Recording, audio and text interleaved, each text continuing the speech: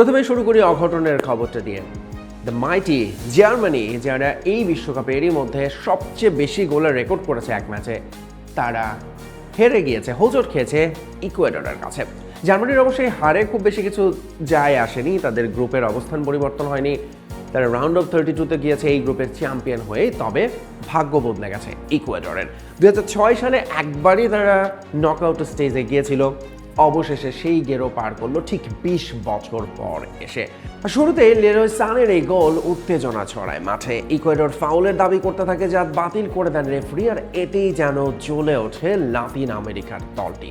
ঠিক 7 মিনিটের মাথায় ম্যাচে সমতা ফেরায় তারা। দ্বিতীয়ার্ধে গঞ্জালো প্লাতার গোলে ইকুয়েডর কোয়ালিফাই করে রাউন্ড অফ 32-তে সেরা তৃতীয় দলের একটি হিসেবে। এই বিশ্বকাপে ইকুয়েডর এখনও পর্যন্ত কোনো গোল করতে পারেনি জার্মানি ম্যাচের আগ পর্যন্ত।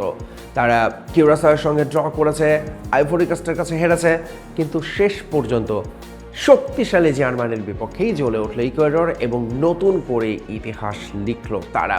সবশেষ তাদের যে অভিজ্ঞতা, এবং একবারই যে তারা নকআউট পর্বে গিয়েছিল 2006 বিশ্বকাপে, সেটাও জার্মানিতে, এবং তখন তাদের দৌড়টা থেমেছিল রাউন্ড অফ 16 পর্যন্ত। অন্যদিকে জার্মানি এই জয়ে তাদের টানা জয়ের যে রেকর্ড, যেটা 11 ম্যাচ পর্যন্ত চলছিল, সেটা থেমে গেল।